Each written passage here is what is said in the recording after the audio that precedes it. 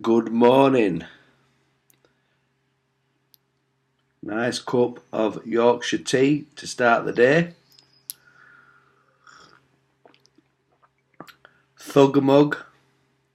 Classic picture of England badge and thug from 1982. Lovely. Right, I want to have a little chat today about watch maintenance and routines. Now, there's three things that I do, three rules that I've got. One is, and I've mentioned this before, one is that I don't wear it when I have a shower or a bath or go swimming. I just don't see the point of it. I don't see the point of getting it covered in soap, scum, okay, yeah, salt water. Diving watches are meant for that, but yeah, if you're going diving and you're into all that stuff, fine, but do you really need a watch if you're going swimming? Just come to edge at pool, ask your missus, what time is it? There's always a chance that it can get banged on ceramics on side. No, it's not for me.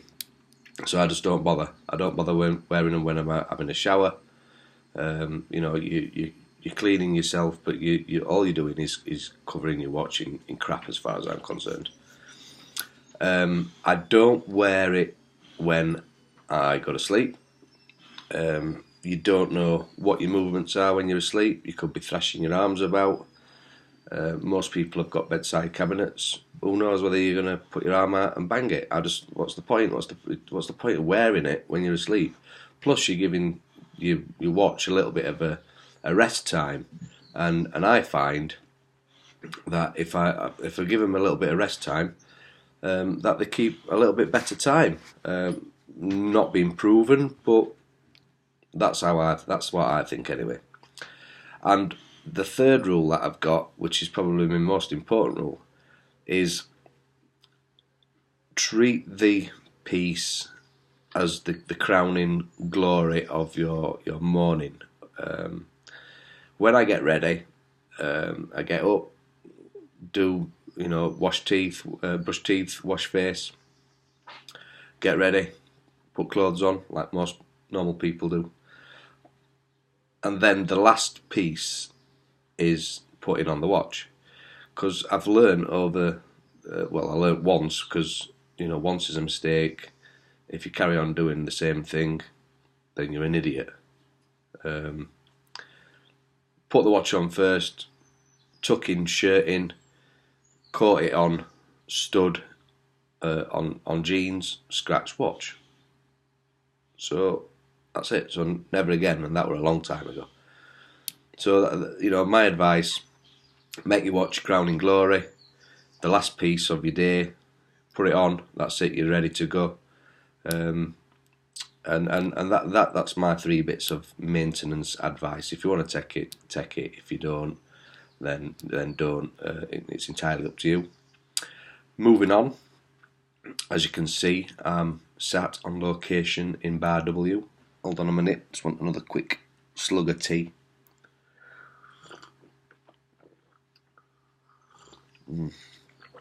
I can't beat a good bit of rusty Lee first thing in the morning.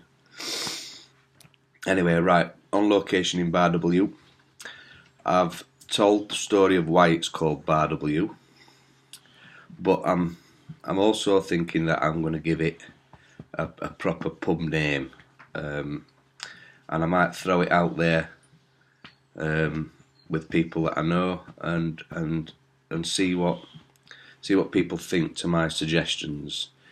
Now, my first thought of what I was going to call it was the Owl and Trophy. Some of you will know why. Some of you won't. The reason why is because my football team are called the Owls, and my greatest moment watching them was winning the League Cup in 1991, which is this picture here, which you can't see, just the corner of it. So that was my first thought, the Howland Trophy. The second thought that I had, again related to that incident, if you watch the goal on YouTube, you'll understand why I'm thinking of this. The dink and inn. Now, a lot of British pubs are called inns. The dink reference will come from this picture here, which you can't see, where Mr. John Sheridan scored the goal. It hit the bottom of the post and there was a big dink because everybody in Wembley Stadium heard it. So that's my second option, the dink and inn.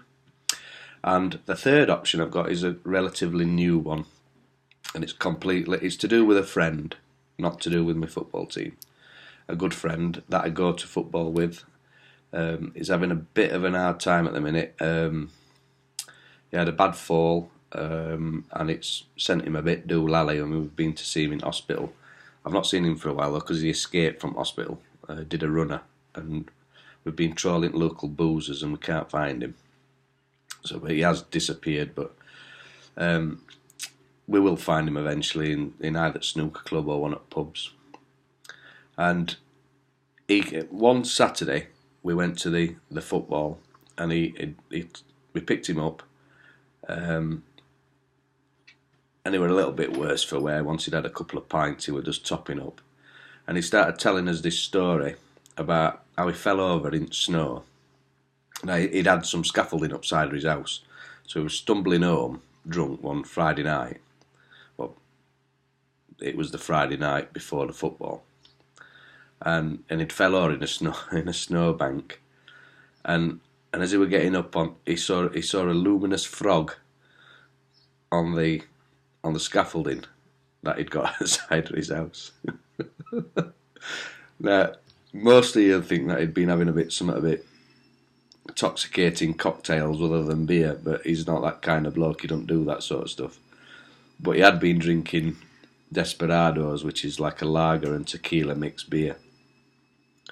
And yeah, it made us all have a little bit of a chuckle that he'd been seeing these luminous frogs on his scaffolding.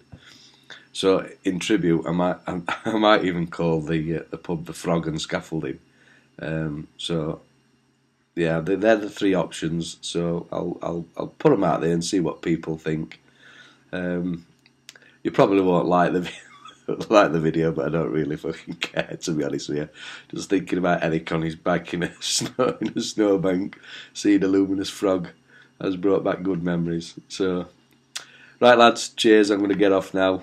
I've bored you enough. Speak to you later. Ta-da.